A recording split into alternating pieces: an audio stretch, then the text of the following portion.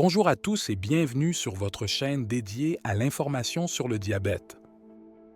Aujourd'hui, nous allons parler du phénomène de l'aube, du sommeil et de la façon dont le manque de sommeil peut conduire au diabète. Cette vidéo est directement tirée de ce livre. Si vous êtes diabétique et que vous cherchez des informations pertinentes sur ce sujet, ce livre est fait pour vous. Assurez-vous de regarder la vidéo jusqu'à la fin pour obtenir toutes les informations importantes. N'oubliez pas de vous abonner, de laisser un pouce bleu et de partager cette vidéo sur vos réseaux sociaux si vous la trouvez utile. Cela étant dit, entrons dans le vif du sujet. Nous savons tous que le sommeil est important, mais beaucoup de personnes repoussent souvent le moment d'aller se coucher pour diverses raisons. La principale d'entre elles reste l'hypnotisation par nos différents écrans. Cela n'est bien évidemment pas sans conséquences, et encore plus lorsqu'on est atteint de diabète. En effet, une privation de sommeil, même partielle, pendant la nuit, peut augmenter l'inflammation et la résistance à l'insuline, ce qui peut à son tour faire augmenter la glycémie.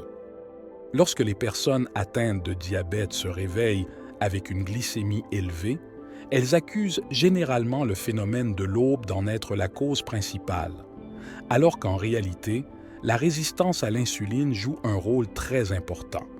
Le phénomène de l'aube se produit chez environ 50% des personnes ayant un diabète de type 1 et de type 2.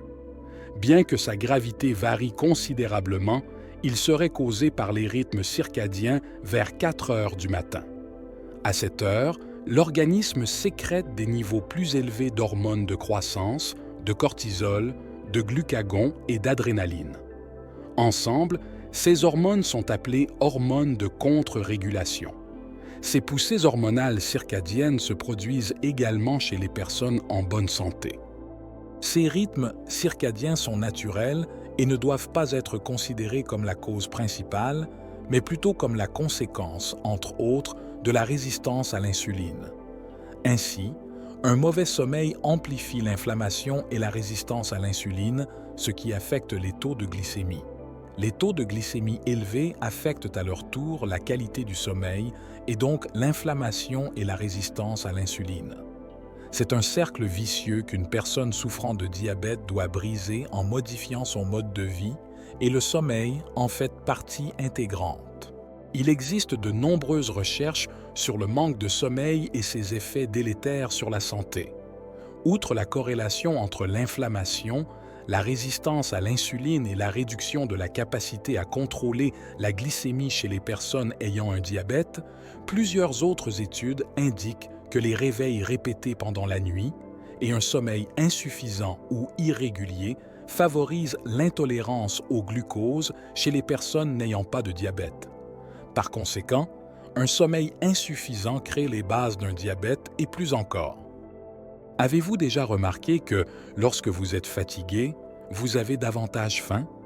Très probablement oui, car un sommeil insuffisant augmente le niveau de l'hormone de la faim, la gréline, et diminue le niveau de l'hormone de la satiété, la leptine. De mauvaises habitudes de sommeil peuvent donc conduire à une suralimentation et donc à une éventuelle obésité, ce qui est fréquent dans le diabète de type 2. À l'inverse, un sommeil suffisant à des heures régulières réduit l'inflammation et la résistance à l'insuline, ce qui favorise une meilleure glycémie. À vrai dire, lorsque vous dormez, c'est le seul moment où vous n'êtes pas actif, ce qui permet à votre corps de s'occuper de nombreuses tâches, notamment de rétablir les niveaux de diverses hormones telles que la gréline et la leptine, et de régénérer divers tissus. Cela dit, cette récupération nécessite de l'énergie pour fonctionner correctement. C'est pourquoi la nutrition est si importante. Durant la journée, vous pouvez aider à préparer le travail de réparation qui a lieu lorsque vous dormez. Ou vous pouvez faire le contraire. Par exemple, manger un repas de fruits au dîner est un choix judicieux pour alléger la charge de travail digestive et faire le plein de nutriments.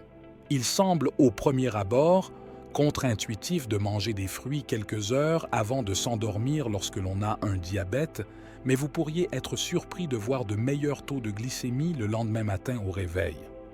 Par ailleurs, se coucher tôt entre 17 et 19 heures et se réveiller tôt avant 4 heures du matin peut grandement contribuer à une meilleure gestion du diabète.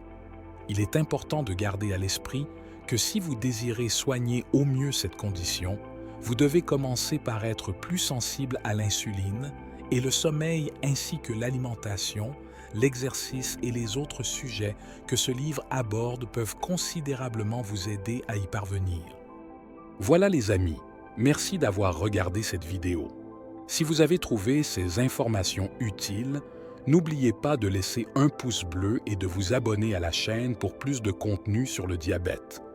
N'hésitez pas non plus à partager cette vidéo avec vos proches pour les informer sur le manque de sommeil et son lien avec le diabète. À la prochaine et prenez soin de vous.